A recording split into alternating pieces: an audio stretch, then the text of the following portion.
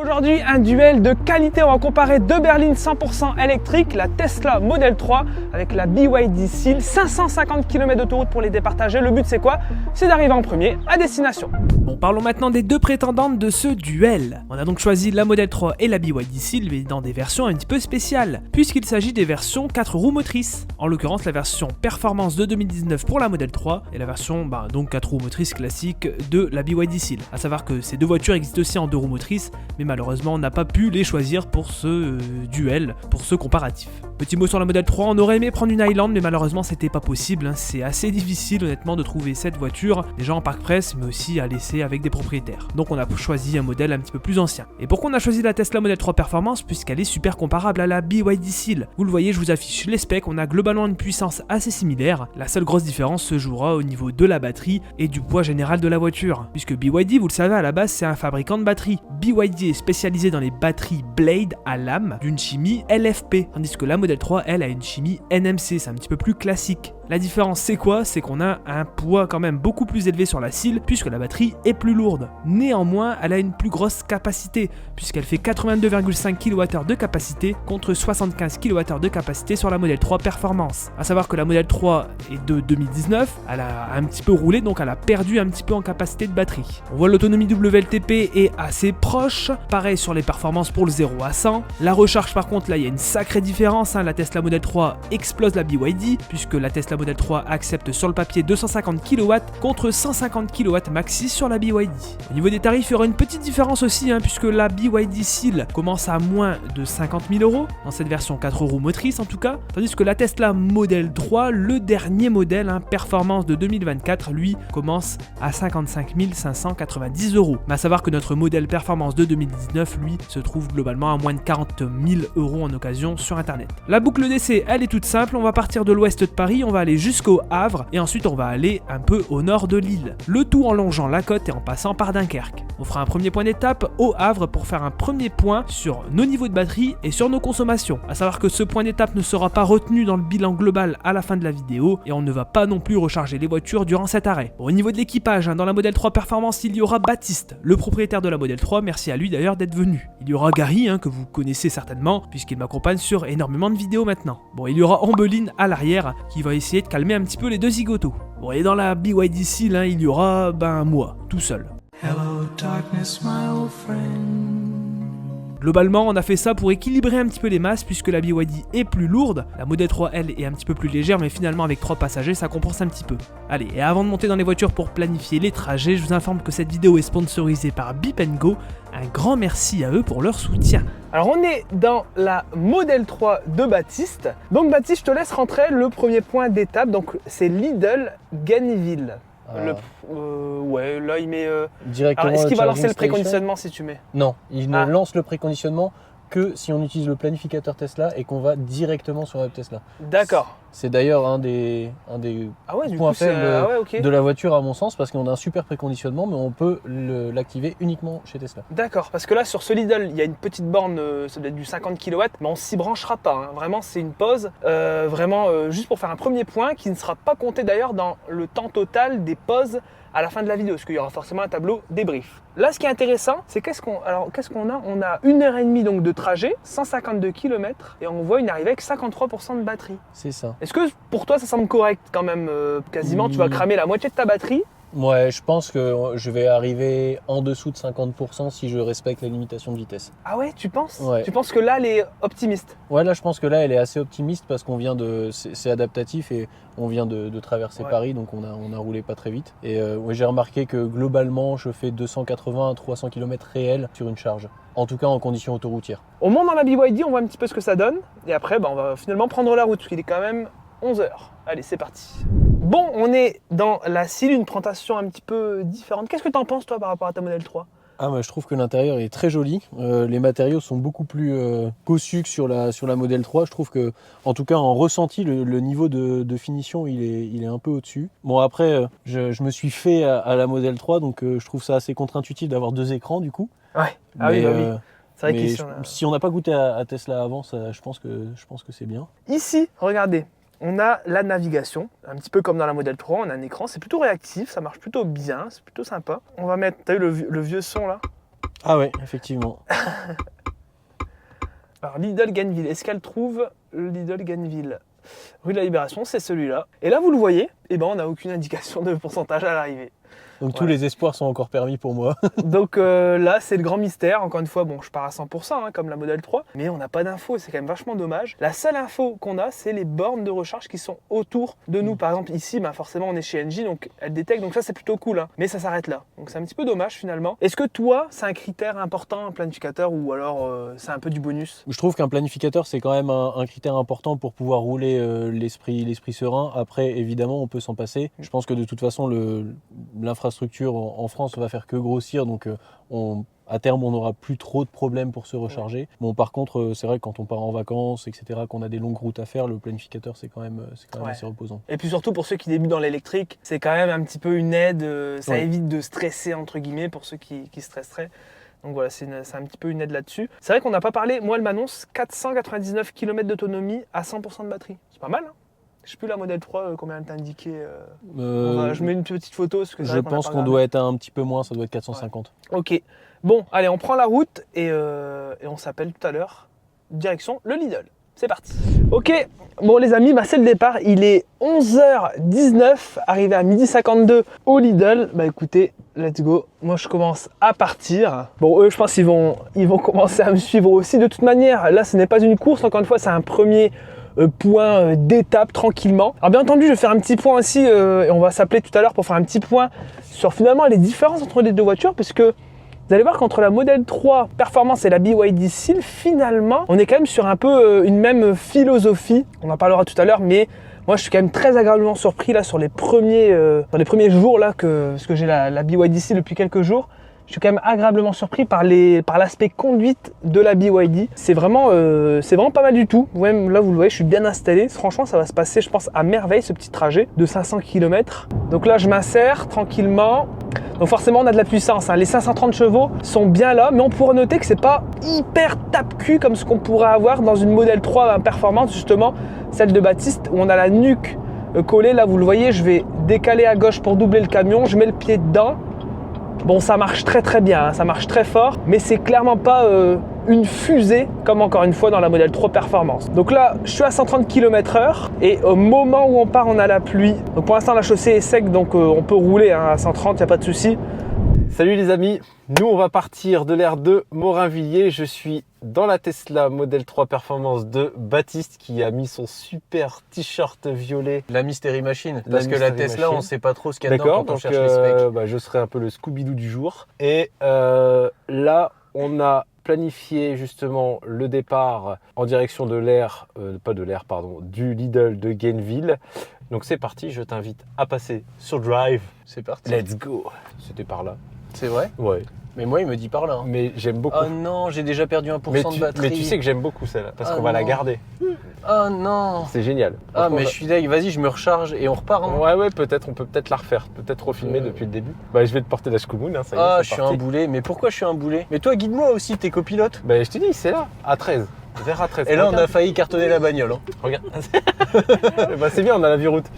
Bon, là j'ai roulé encore quelques kilomètres. Vous le voyez, il y a un petit peu de circulation. On arrive tranquillement au péage. Et vous l'avez vu, cette vidéo est en collaboration avec Beep & Go. Et c'est vachement intéressant parce qu'ils ont un message à faire passer justement au niveau des péages. Vous en avez peut-être entendu parler. L'autoroute A13 et A14, donc l'axe Paris-Caen, va passer cette année, là 2024, en flux libre. C'est-à-dire que là, vous le voyez, on arrive sur une barrière de péage, hein, tout ce qu'il y a de plus classique. Et bien tout ça, ça va être bientôt terminé. Vous voyez là, la circulation ralentit. Donc là, j'ai le badge télépéage, hein, donc Beep & Go, que j'ai fixé sur le pare-brise. Très important, bien fixer le badge. Donc c'est ce que j'ai fait dans la BYD Seal. Hop, et moi je passe tranquillement. Voilà, ça bip, je peux passer.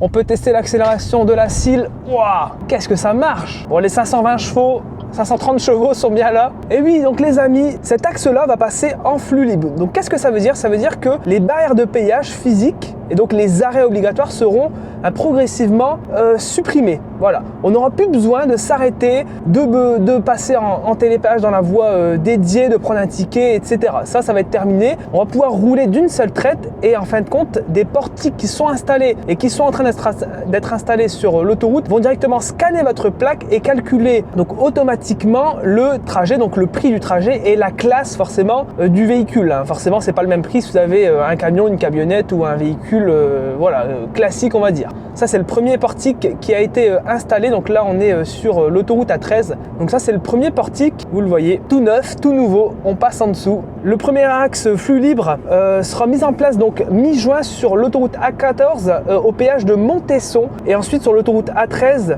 d'ici au mois de décembre. Le flux libre, ça permet quoi? Ça permet déjà une meilleure fluidité. Encore une fois, vous l'avez vu, ça permet de supprimer les arrêts. Donc ça permet de fluidifier la circulation, c'est plus sécurisant du coup, c'est moins stressant, on n'a pas à sortir son moyen de paiement, de s'arrêter, tout préparer à l'avance, etc. C'est aussi plus écologique, du coup ça limite les arrêts. Et globalement vous vous dites comment on fait Max pour payer du coup son payage, parce que oui il faut bien payer quand même son trajet autoroutier. C'est simple, vous avez le moyen le plus simple, c'est le badge télépéage, le badge Bip & Go. Donc ça c'est quand même le moyen le plus simple, vous le fixez sur votre pare-brise, donc il faut bien le fixer. Et là, ça se fait automatiquement, vous n'aurez pas à régler le péage à la suite de votre trajet. Ensuite, si vous n'avez pas de badge télépéage ou que vous prenez l'autoroute vraiment de façon occasionnelle, là vous pourrez directement régler dans les 72 heures sur le site de Sanef. Et aussi, vous pourrez régler en bureau de tabac, chez les buralistes partenaires. Donc voilà, encore un moyen simple de régler son péage. Je vais doubler puisqu'on peut rouler maintenant, c'est 130, c'est parti. Ah oui, et pour terminer avec Bip & Go, c'est que vous avez aussi la possibilité de déclencher vos recharges sur vos trajets via la carte de recharge RFID ou via l'application mobile. Vous voyez un petit exemple, moi j'ai rechargé la CIL pour la mettre à 100% avec l'application. Voilà, c'est hyper simple, tout se passe dans l'app, c'est génial, c'est pratique. Donc voilà, encore une fois, merci à eux et nous on continue avec la suite de la vidéo. Salut! Qu'est-ce que ça donne dans la belle Model 3 Performance? Belle Model 3, faut le dire vite quand même, non? Il n'y a pas grand chose à se mettre sous la dent. Ouais, c'est vrai qu'on a été un peu pauvre là, jusqu'à présent. T'as quand même affaire à un bagnolard là en tant que passager. Alors comment ça se passe? Vous en êtes où niveau conso, niveau autonomie affichée? Est-ce que ça s'est cassé la gueule ou pas? Alors, contre toute attente, non, c'est remonté. Je suis actuellement à 84% de batterie. Il m'affiche encore 387 km restants et il m'annonce une arrivée à 60%. Et en termes de consommation, on le dit ou pas? Il a raccroché. Il est parti. Est-ce que quelqu'un pourra acheter un téléphone à Max BLD s'il vous plaît? C'est bon, me voilà. Qu'est-ce qui s'est passé? C'était un fail. Alors je voulais appuyer sur... Ouais, c'est un fail, je voulais appuyer sur mes tripes mais ça a raccroché. C'est ça le problème avec la BYD, il y a trop de boutons. Nous, on n'est pas embêtés, il n'y a pas de boutons. Ah, c'est vrai qu'il n'y a pas de bouton. Clairement. Donc du coup, tu disais je disais, là actuellement, je suis à 83% de batterie. Il m'annonce 385 km d'autonomie. Et contre toute attente, l'autonomie à l'arrivée est montée et donc on arrive à 60% de batterie. Oh, pas mal. Et la conso, t'es à combien du coup? Donc là, depuis qu'on est parti, on a parcouru 58 km en 35 minutes pour une moyenne de 20,9, 21 kWh au 100 km. Ce qui est classique, globalement, je tourne autour de 20-22 suivant les conditions. Ok, c'est vachement intéressant parce que tu vois, j'ai à peu près les mêmes consos et moi il me reste un peu plus de batterie, j'ai 85%. Et en fait ça a l'air d'être plutôt cohérent parce que comme ma batterie est plus grosse finalement, ça va être intéressant. Je pense que moi aussi je vais arriver avec une 60aine de % sur place. Ça sent le 0 à 100 là, le départ, non? Ouais. Ça vient de s'ouvrir. T'es où? Il est là à gauche. Allez go. Vas-y, viens. 3, 2, 1. Allez, rentre chez toi. Ah mais attends, faut faire un test de reprise. Alors, on se met à 100 ou à 110? Ouais, 100, 110. Ok, 3, 2, 1, go. C'est parti. putain. Je l'ai. Regarde. Ah, c'est... Ah putain, c'est très équivalent. Et là, au revoir. Allez. Elle est bridée ta voiture, elle est bridée. C'est pas mal, hein. C'est moi qui ai décéléré. c'est toi qui as décéléré, mais je pense qu'il faudrait quand même tester la bride de cette voiture. Victoire modèle 3, haut la main, nous sommes 3, tu es tout seul dans la voiture. Non, mais en vrai, la reprise, elle est vraiment très similaire. Je suis plus lourd. Hein. Ah, t'es plus lourd en... Ouais, mais je pense qu'on doit être kiff-kiff en termes de poids, là, mais parce qu'il y a trois occupants dans la modèle 3, alors que toi, tu es tout seul. Toi, tu payes ta batterie LFP, Oui, ouais. ta batterie LFP, là, qui n'est pas performante. Ouais, bon, on le verra. On le verra, attention. Elle est belle ma cile. Elle est belle ma cile, non?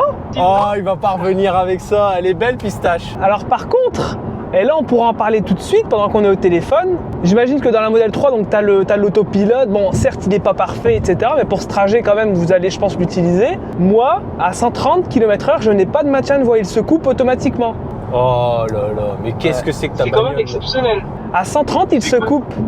Mais pourquoi? Et en plus, il te prévient pas. Donc si tu es un petit peu distrait, ben, tu finis je ne sais où.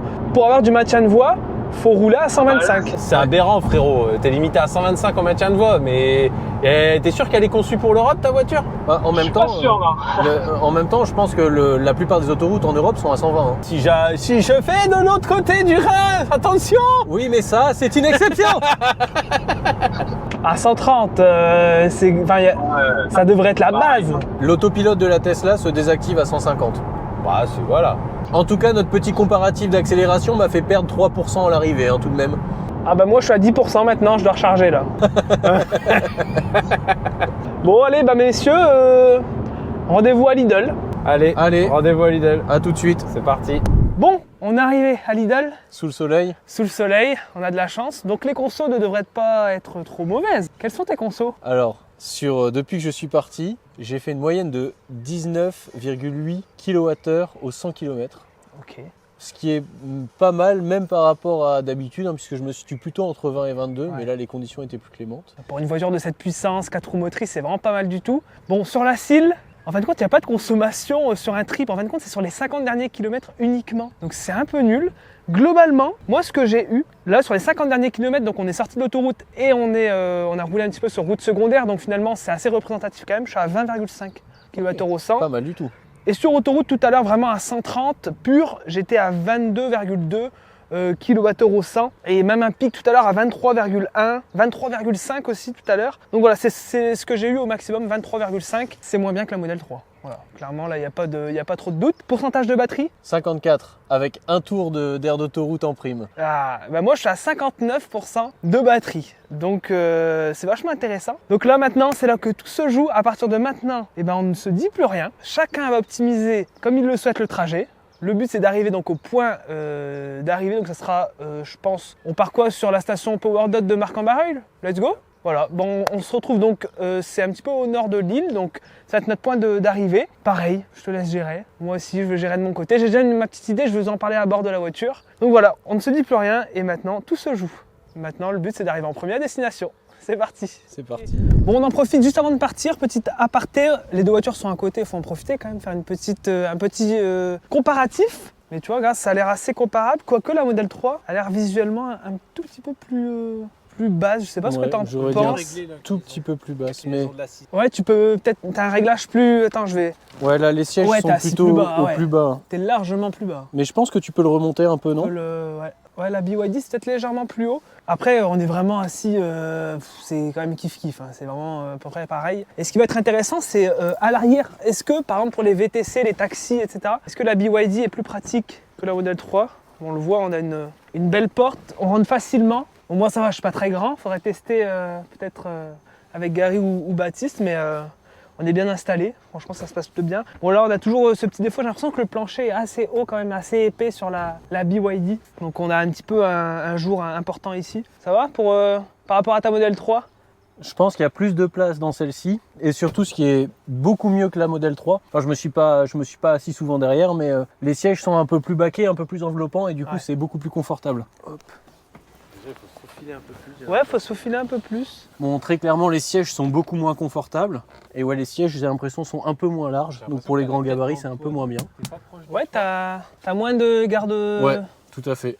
Ouais, définitivement, la Model 3 derrière soigne moins ses passagers. Ah oui, donc toi, tu as le haillon encore manuel. Ouais, encore manuel, ouais. C'est intéressant. Parce que c'est une 2019. Par contre, je pense que sur l'espace, Model 3, c'est gigantesque. Et Ouais. la BYD, alors là, c'est rien que visuellement, c'est un peu plus petit, moins profond. Est-ce qu'on peut rentrer un Gary? Hop là. Ah, mais on peut même mettre deux. deux Gary. Ah Ah oui, puis il y a ça aussi. Ça, c'est dingue. C'est vrai que ça, c'est dingue. Ça, c'est dingue. Bon, ben voilà ce petit comparatif. Maintenant, on monte dans les voitures pour planifier la suite. Bon les amis, donc on est dans la BYD Seal. Moi c'est simple, comme il n'y a pas de planificateur, je vais me la jouer avec mes connaissances. Voilà, c'est simple. On va se diriger vers l'aire de la baie de Somme. L'aire de la baie de Somme se situe à 162 km d'ici, donc théoriquement ça passe large.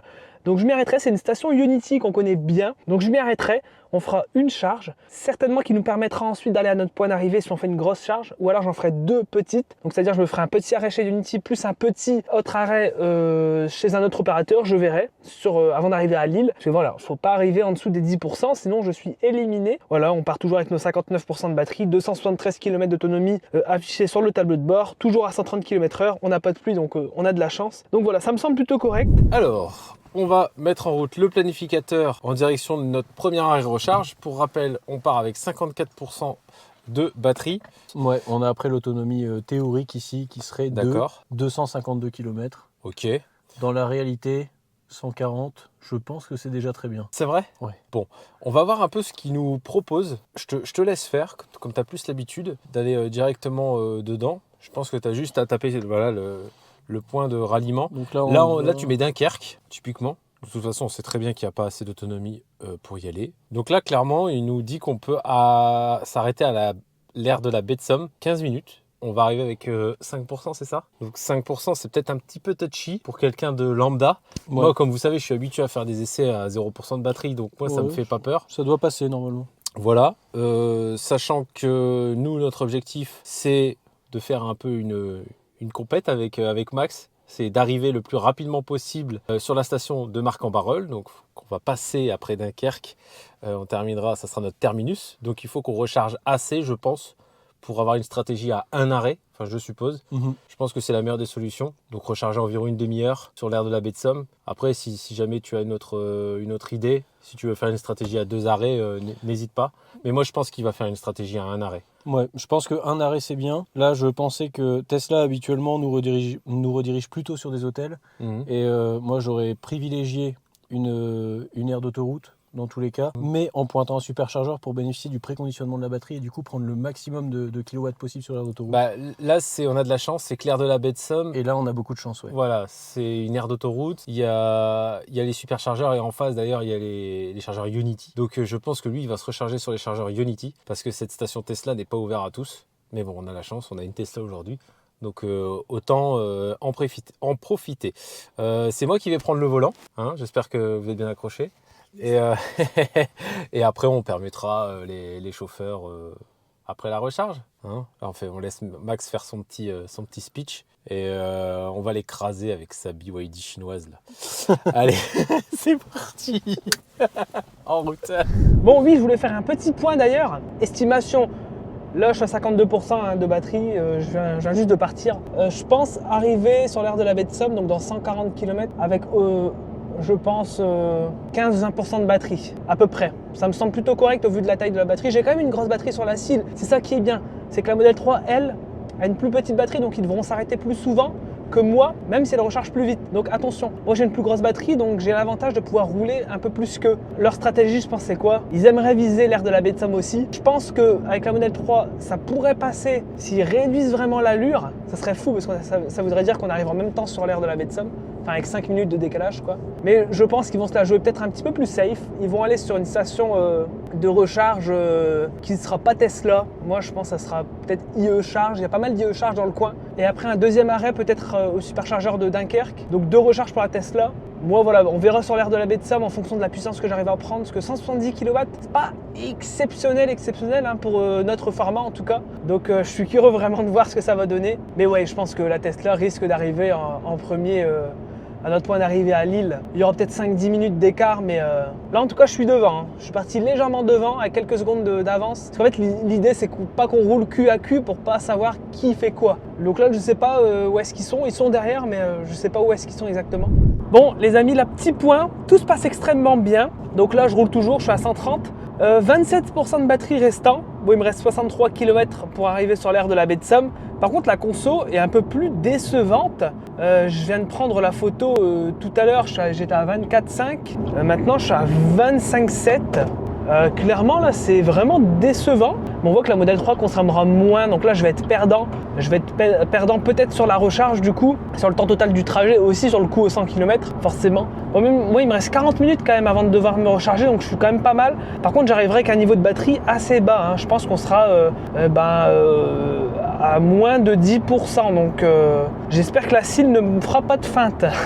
Bon, globalement, avec cette consommation-là, ça nous donnera 250 km entre chaque arrêt recharge. Globalement, hein, si ma consommation ne baisse pas, bon là ça va, ça a un petit peu baissé, je suis revenu aux 24 km au 100. Voilà, 250 km à peu près. Honnêtement, la version 2 roues motrices sera logiquement plus efficiente et vous proposera du coup une meilleure autonomie, mais ça c'est complètement logique. Bon bah écoutez, moi je vous laisse avec l'équipe en Model 3. Je me demande vraiment où est-ce qu'ils sont, donc je vous laisse avec eux. On va couper la musique peut-être, Ouais, parce que c'était la grosse ambiance jusqu'à présent. Grosse ambiance. On est à 6% de batterie. On arrive À 2% de batterie. avec 2% de batterie sur l'aire de la baie de Somme. Je pense Max va nous attendre là-bas parce qu'il est parti un petit peu plus tôt que nous et on ne l'a pas croisé sur la route. À moins qu'il se soit arrêté en cours ou qu'il veut reporter son arrêt, mais je pense qu'on va le retrouver là-bas. Ouais. On a regardé un petit peu, c'est la puissance de recharge de ce hub Tesla qui apparemment est limité à 150 kW. C'est ça que tu me disais, Baptiste? Ouais, normalement, ancien modèle de bande Tesla, donc pas plus de 150. Voilà. Donc là, la stratégie, vu qu'on avait rentré ce hub-là, la batterie est censée être à température, est-ce qu'on ferait pas mieux de se brancher chez Ionity? Normalement, chez Ionity, alors les bornes sur ChargeMap sont données pour 475 kW, mais d'expérience, on devrait pouvoir avoisiner les 200 kW si ça a été préconditionné proprement. D'accord. Donc toi, tu me recommandes finalement, pour la course, hein, Ouais, c'est pas un choix économique, de recharger sur la Ionity, histoire de mettre toutes les chances de notre côté, quoi. c'est ça. Si on veut gratter quelques précieuses minutes dans ce cadre-là, ça vaut le coup de payer plus cher chez Ionity. Par contre, si c'était pour un week-end, moi je pense que j'aurais chargé chez Tesla. Ouais. Parce qu'on aurait perdu 5 minutes, mais on aurait gagné, je pense qu'il y a pratiquement un coF2 dans les prix, non? Et est-ce que toi, tu es joueur comme moi? Parce que moi, c'est vrai que je suis habitué à faire les formats 0% avec Max, donc je sais qu'il y a de la marge. Je sais qu'il y a beaucoup de conducteurs de Tesla qui n'ont pas peur d'aller chercher les 0% parce qu'ils ont confiance à la technologie des superchargeurs, ils savent que généralement ils sont pas embêtés, tout ça et tout. Est-ce que toi, là, 5%, tu fais quoi? Tu continues quand même à rouler? Quel est un peu ton feeling? Ouais, moi je fais quand même confiance au planificateur qui est plutôt assez exact. Ouais. Globalement, quand on fait de l'autoroute, c'est pas trop un souci parce qu'il suffit de réduire de 20 km/h sa vitesse moyenne pour économiser beaucoup de batterie. Donc on sait que si on est coincé. Typiquement, ça tombe à pic. Parce que là, regarde, il y a une réduction de vitesse à 110 km/h. Je sais pas si il en prend en note avec le Google, qu'on est quand même à 5%. Hein. Il nous reste 11 km à faire. Déjà, quand même, c'est assez osé. Moi, je pense que ça passe, mais c'est assez osé. Et heureusement qu'il y a les réductions de vitesse, je pense, à 110. Mais c'est vrai que pour optimiser la puissance de recharge, vaut mieux essayer de taper le plus bas possible dans la batterie, quoi. Hein. Ouais. J'ai déjà fait une ou deux fois 1%. 1%, tu as déjà fait? Ouais, 0%, j'ai jamais fait. Parce que je suis pas sûr que ce soit bon non plus pour la batterie, donc j'évite. Ouais, c'est vrai que même là, clairement, moi, je me serais peut-être arrêté sur une autre aire au préalable. Voilà, parce que finalement, en temps de route cumulé, on est proche des 3 heures, hein, si je dis pas de bêtises. Donc je pense qu'on aurait déjà fait une pause syndicale, Une pause café. une pause café, et on en aurait profité pour recharger quelques kilowattheures, si ce n'est de quoi rouler de nouveau 2 à 2h30, quoi. Ça, quand on fait de la route, c'est deux théories différentes, hein, parce qu'on peut s'arrêter très souvent mais pas longtemps, ou s'arrêter un peu moins souvent et longtemps. Et je remarque que globalement, quand on fait une pause sur la route, quand on fait une longue route, en fait le temps qu'on aille se chercher à boire, qu'on aille se rafraîchir ou qu'on passe aux toilettes, les courtes pauses sont déjà pas adaptées. C'est-à-dire que si on s'arrête juste pour charger 10 minutes, un quart d'heure, généralement tu cours, ouais, justement. tu cours, ouais, et c'est pas agréable. Donc moi je suis plus partisan de taper plutôt dans le fond de la batterie et de faire des plus longues pauses. Toi, tu es plutôt sur un ratio 20-25 minutes de pause, globalement, quand tu fais un arrêt classique, si je puis dire. Ouais, c'est ça, 25 minutes, ça va vite. Je suis d'accord, tout à fait d'accord. Après, je pense que au-delà d'une demi-heure, ça commence à faire long. Ouais. Tu vois, clairement, quand tu commences à attendre la voiture, je pense que ça sera pas du tout le cas là, hein, avec cette Tesla Model 3. Mais je pense que vraiment, c'est ce qui risque de pénaliser Max sur la recharge de la BYD. Parce que la preuve, BYD communique sur 26 minutes de recharge, mais pour un 30 à 80%. Ouais. Donc c'est-à-dire que voilà, si tu fais un 10-80, tu vas potentiellement être autour des 35 minutes, quoi, si c'est pas plus. Bon, là les amis, il me reste 16 km à parcourir et il me reste 11% de batterie. Je pensais pas que j'allais arriver avec un niveau de batterie aussi faible. Alors la conso, 23,9 kWh au 100. Là ça y est, je suis à 10% de batterie. Là j'ai un premier message qui me dit veillez charger à temps. Bon, il me reste 15 km donc je suis large. Mais ouais, je m'attendais pas à arriver aussi short entre guillemets. Bon, souvenez-vous si vous avez regardé la vidéo duel sur cette même boucle avec le i3008, on arrivait sur notre borne de recharge avec je crois 7% de batterie. Donc là c'est vraiment pareil en fin de compte. On est vraiment sur exactement la même chose que le 3008. Là il me reste 13 km, bon j'y arrive tranquille. Hein. Honnêtement je n'espère pas les croiser sur place. Parce que du coup ça changerait tous mes plans. Là je pense qu'ils sont en train de se recharger. Donc j'espère pas les voir sur place. Donc j'arrive, je me branche tout de suite et on voit ce que ça donne. Je suis vraiment super curieux de voir. Je vais me mettre là, paf. Je suis à 5%, ce qui est quand même pas énorme. Hop, je m'arrête, donc on a parcouru à peu près 300 km. Je prends mon téléphone et on va lancer cette petite recharge. C'est parti. Je sélectionne mon chargeur, c'est le chargeur 5. Bon là, j'espère ne pas les voir arriver ici. Donc là, j'ouvre la trappe, le CCS est sur le côté. Ah, confirmation de paiement. Au moment où je dois être rapide, là, je peux brancher normalement. Hop, ici, c'est branché. Donc ça met préparation. On est censé prendre 170 kW avec la SIL. Maintenant, reste à voir si on va vraiment les prendre. Donc là, ça y est, la charge démarre. C'est parti. Je suis à 5%. Je ne sais pas si on le voit bien. On voit bien. Ici, on a les indications. On prend 125, 147. J'espère qu'on prend plus quand même. 148. Ouais, c'est pas exceptionnel, honnêtement. À savoir qu'il reste à peu près 230-240 km avant d'arriver au point d'arrivée. C'est-à-dire que soit je fais une très grosse recharge ici, encore une fois, soit j'en fais 2. Et me dites pas, ils sont ici, c'est pas possible. Au secours, ils sont là. C'était exactement ce que je voulais pas voir. Ils ont réussi à le faire d'une seule traite. Oh non. Bon les amis, je suis foutu. Je prends 150 kW là avec la SIL. Pourquoi ils vont chez Unity? Je comprends pas leur stratégie là, mais c'est pas grave. Bon, je prends 150 kW, ça va être long. Je me demande pourquoi ils sont chez Unity, mais c'est pas grave, alors qu'il y a un super chargeur Tesla en face. Bon, je les laisse virer, je les laisse virer. Moi, je me sauve.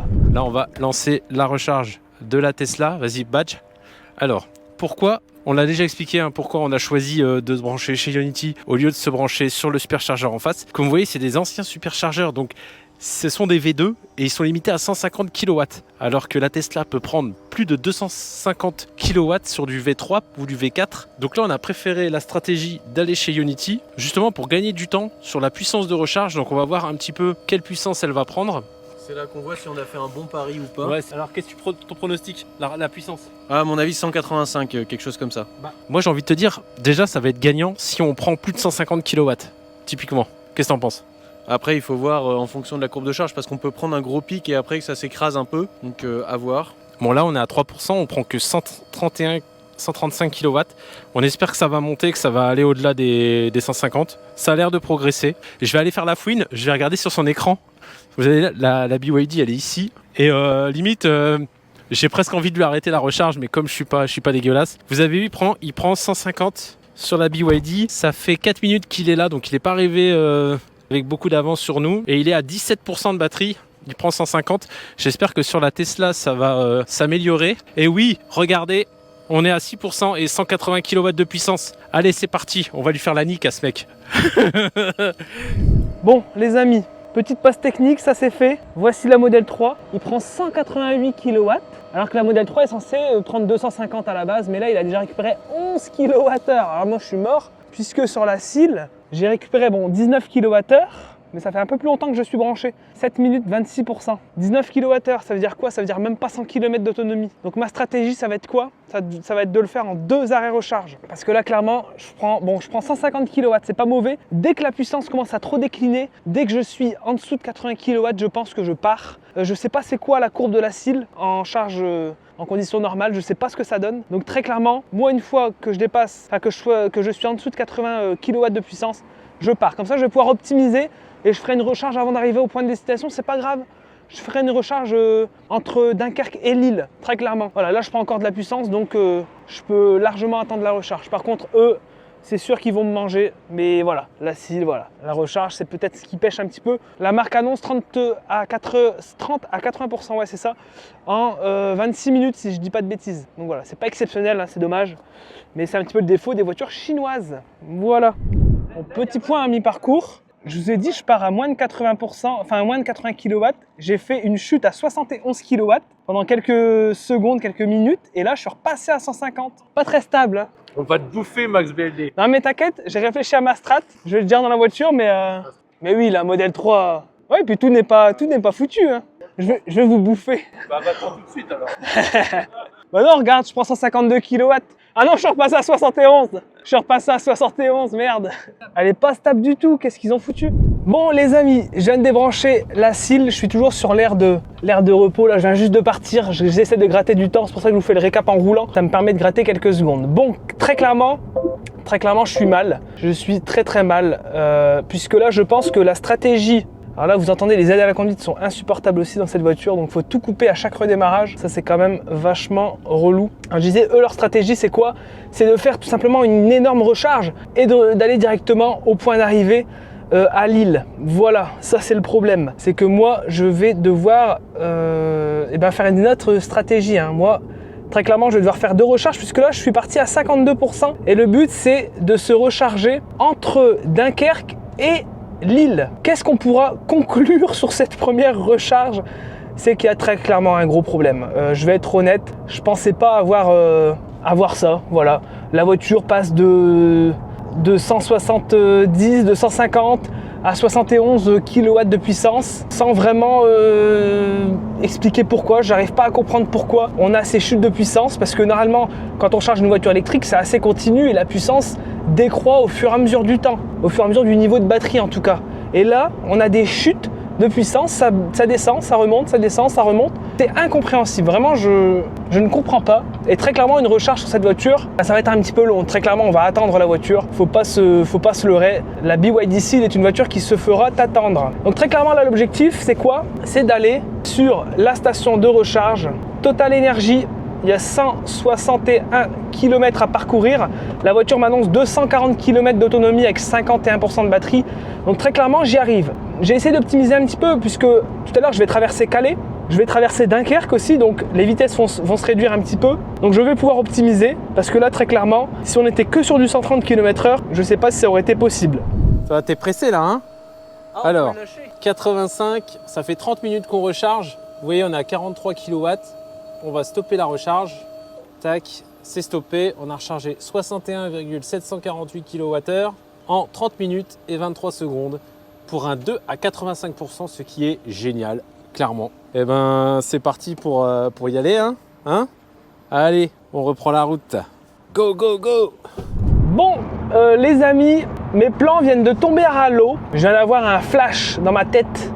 Je vise la station Total Energy, mais en fait, la station Total Energy, il y a des bornes dessus. Vous savez, en électrique, il y a plusieurs modèles de bornes de recharge. Hein. Il y a différentes marques. Et en fait, sur les stations Total Energy, on a des bornes de la marque Alpitronic. Et en fait, de ce que j'ai vu, via les tests de mes collègues, hein, notamment simplement Julien, qui a testé la BYD Seal il y a quelques semaines, il y a un problème de compatibilité entre les bornes Alpitronic et la BYD Seal. C'est-à-dire que si je vais sur la station Total, je vais être totalement largué au niveau de la puissance et je viens d'avoir un flash, ce qui fait que mes plans tombent totalement à l'eau. Je suis dégoûté. Clairement, cette voiture, je ne comprends pas comment BYD n'a pas pu penser à ce problème. C'est une voiture faite pour l'Europe qui a ce genre de soucis, donc très clairement, c'est un problème. Donc, changement de programme, je vais aller chez Tesla. Voilà, je vais aller chez Tesla à Dunkerque. J'espère que chez Tesla ça fonctionne parce que c'est pas dit. Hein. Parfois Tesla, sur les stations Tesla, il y a des problèmes de compatibilité aussi avec certaines voitures. Donc là, si ça marche pas, encore une fois, je suis mort. Bon, j'arrive, station Tesla. Petite photo, je suis à 13% de batterie du coup. Bon, alors je viens de brancher la voiture. Et là, c'est l'initialisation de la recharge en cours. Donc là, ça a l'air de marcher, j'ai l'air de prendre la puissance. Ça me rassure, heureusement. Parce que très clairement, si là je prenais pas la puissance, c'était un petit peu la merde. Donc là, je vous affiche l'écran en temps réel. Donc là, je prends 106 kW de puissance, 108 kW. Bon, ça me rassure. Maintenant, je vais chercher ma destination dans le GPS. Donc dans Google Maps, hein, toujours. Voilà. Il me reste 83 km à parcourir. Donc je ne vais pas recharger énormément. Encore une fois, le but, c'est d'arriver entre 10 et 20% de batterie. Donc là, il ne faut pas que je fasse le con. Très clairement, si je fais le con, je suis mort. Donc là, ce qu'on va faire, c'est qu'on va faire une recharge jusqu'à 40% de batterie. Comme ça, après, je peux directement filer directement à 130 tout du long. Je ne serai pas bridé. Parce que là, je vous avoue, en fait, j'avais réduit un petit peu ma vitesse. Pour être honnête avec vous, j'ai réduit un petit peu ma vitesse tout à l'heure. Parce que pour aller sur la station totale, j'aurais pas réussi, je pense, en roulant à 130. Or, là, comme je m'arrête chez Tesla, c'est un petit peu avant, j'ai continué ma route à 130. Bon, les amis, ça y est, je suis à 40% de charge. Je vais couper la recharge ici. Hop, allez. Ah, je vais te fermer la trappe. Ah, quel con! Ah, je suis nul! Ça charge pas vite. En gros, là, j'ai récupéré 24 kWh dans la batterie, ce qui fait 100 km d'autonomie avec ma consommation actuelle, là.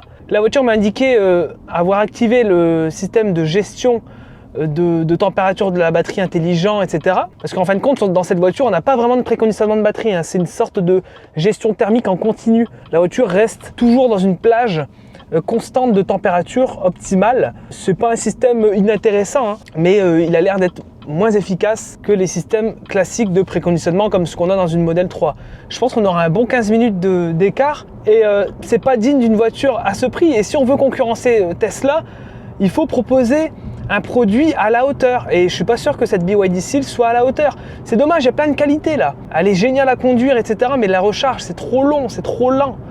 Et la recharge, c'est le nerf de la guerre. Alors si cette voiture est déjà dépassée en 2024, imaginez-vous dans 3, 4, 5 ans. Alors, on est en train d'arriver sur le hub final. Alors je t'arrête tout de suite, Gary, on est en voiture. Oui, qu'est-ce qu'il y a? On est en train, on est en voiture. Oh bah arrête! Mais qu'il a le sens de l'humour celui-là! J'adore! Ah, on revient à 15% en plus. Et ouais, et donc formidable. on va arriver avec 15% de batterie, c'est ça qui est cool. Là, il nous reste 400 mètres à faire. Il est 17h55. Mais clairement, je pense qu'on lui a mis une douille. Parce que nous, on a été sur une stratégie à un arrêt. Alors que lui, clairement, il s'est orienté sur une stratégie à 2 arrêts. Là, on arrive sur le hub, on voit s'il n'y a personne. On le voit clairement, je pense, sur la vue route. D'ailleurs, il n'y a personne sur cette petite station. Des familles. Hop, paf, garé, 17h57, 15% de batterie, parfait. Je vais faire des petites captures, tout ça. Et je pense qu'on va l'attendre un moment. Hein. Donc au final, sur ce dernier trajet, on aura fait une moyenne de 20,8 kWh au 100 km. Voilà, sur les 200 ce qui est pas mal. Derniers kilomètres. Donc en gros, on a consommé 70% de batterie, puisqu'on est parti avec 85%, et il nous reste 15%. Donc c'est plutôt pas mal, hein. C'est plutôt correct. C'est plutôt correct, et ça reste dans la moyenne, parce qu'on peut voir, depuis que j'ai la voiture, j'ai fait 41 609 km. Ouais, c'est vrai qu'on le voit ici. Et du coup, je suis à 21,1 kWh au 100 ici, km en moyenne. Écoutez, je pense qu'on va brancher. On va profiter de l'autocharge. On va profiter de recharger la voiture de Baptiste. On vous reprend pour la conclusion une fois que... Dès que Max... Ouais, on va réserver une chambre pour lui, c'est ouais, ça? L'avantage, c'est que comme on est sur un hôtel, on peut prendre une chambre. Hein. Ouais, il y a tout en plus, cet hôtel-là, il y a même restaurant et tout. Donc je pense que là, il va rentrer pour le dîner. Pas mal. Et après, on lui réserve une nuit, et comme ça, il pourra repartir demain. Il aura le temps de charger, parce qu'apparemment, la vitesse de charge n'est pas au rendez-vous. Je pense que j'ai le temps de rentrer avec vous, récupérer Gwen, et puis récupérer Max et le ramener chez Dunkerque. À Dunkerque. Allez.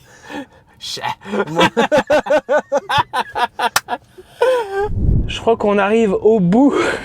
Bon, je suis curieux de voir. Bon, je pense qu'ils sont bien entendu déjà arrivés. Alors par contre, je sais pas comment ça marche ici. Je crois que je suis du mauvais côté. Hein? Oh non! Ah, l'entrée du...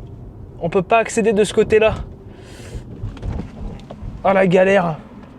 Ah, les petits demi-tours. À l'arrache, c'est parti. Et on se mange le feu rouge. Bon, c'est catastrophique. Bon, je pense que je suis clairement le dernier de ce petit classement. Ça va faire du bien d'arriver, faire un petit point quand même. Bon, j'arrive avec 15% de batterie, donc vous voyez, j'ai bien fait de faire une recharge jusqu'à 40%, sinon bah, j'aurais été totalement éliminé. Voilà. Alors, ah, est-ce que je peux pas rentrer par là? C'est une blague. Eh ben, je vais le faire quand même, vous le voyez. Hop, à l'arrache. Sinon, je vais jamais y arriver. Ah bah, ils sont là, évidemment qu'ils sont là. Ils pensaient que j'allais arriver peut-être plus tard. Bon voilà, bah, j'arrive maintenant. Énorme. Je suis curieux de voir quand est-ce que eux ils sont arrivés. Allez, bah écoutez, voilà. Me voilà arrivé, 15% de batterie. Sacré périple, sacré périple. Me voilà. Alors, Vous êtes arrivé quand? bon, il y a quoi, il y a 5-10 minutes? Ouais, vendredi dernier. 5-10 minutes. Ouais, Oh, ça va. Attends, je vais te dire exactement. Ouais. On est arrivé à 17h57, un truc comme ça, donc il y a 10 minutes. Ah bah ça va. J'ai bien optimisé, je suis à 15%. Ouais, il y a 10 minutes. Ah ouais? Vous êtes arrivé à combien de pourcents? 15% aussi. 15%. Pile poil. Putain, mais en faisant une charge. En faisant une seule charge d'une demi-heure. Ouais. Bon bah je vous expliquerai ça dans le débrief, il y a beaucoup de choses à dire. Salut les gars. Alors, on s'est fait Enfin. avoir? Bah ça va, je pensais arriver avec peut-être 15-20 minutes plus 10 minutes, c'est ça? Ouais, 10 minutes, tout à fait. Donc moi, stratégie 2 charges, vous, stratégie une seule recharge, ce qui est quand même malin. Et on en a discuté tout à l'heure, est-ce que si j'étais resté un petit peu plus longtemps chez Unity, j'aurais pu faire pareil? Bah sûrement en fait, sûrement, mais comme on l'a vu chez Unity, j'ai eu des baisses de puissance, donc j'aurais peut-être dû rester 20 minutes je pense, très clairement, 20 minutes de plus. Parce que vous êtes parti 10 minutes après moi, c'est ça? Chez Unity? Globalement, nous on a fait une charge de une demi-heure en tout et pour tout. Donc je pense qu'on est parti 10 minutes après toi, quelque chose comme ça. Donc résultat, 10 minutes de plus sur la cile. Bon, sur un trajet aussi grand, c'est pas non plus déconnant. C'est pas dérangeant. Non, franchement, c'est pas mal. Après, oui, comme on le voit et je l'ai dit aussi en vidéo, pour moi, il y a encore de gros défauts sur cette voiture. On l'a vu, la recharge. Comportement vraiment bizarre hein, au niveau de la recharge. Les chutes de puissance, on ne sait pas trop. La gestion thermique qui a l'air d'être assez aléatoire, pas très efficace. Ça mérite de creuser un petit peu là-dessus. On voit que la Tesla est clairement un produit plus fini, je pense. Ouais, un peu plus abouti, mais au final, en conditions quotidiennes, on voit qu'il y a 10 minutes de différence. Comme tu disais, sur un trajet, c'est pas énorme. Hein.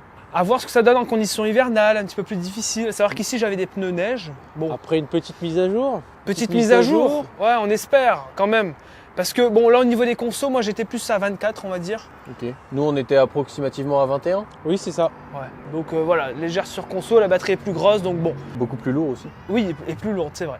On vous affiche maintenant le tableau récapitulatif de ce trajet, ça va être vachement intéressant, il y aura toutes les données, le prix, le coût au 100, les durées des recharges, tout. Donc dans ce tableau, donc vous pouvez mettre pause si vous voulez regarder ça vraiment en détail, c'est très intéressant et important. Bah voilà, merci à tous finalement. Bah, merci à toi. Donc pour cette participation, merci aussi aux sponsors de cette vidéo, Beep & Go. Les infos sont en bas en description. Un grand merci à eux. Ça soutient la chaîne, donc c'est plutôt sympathique. Et bah voilà, bah merci Gary pour la captation vidéo. Je vous en prie. Et à la prochaine dans une prochaine vidéo. Ciao! Ciao.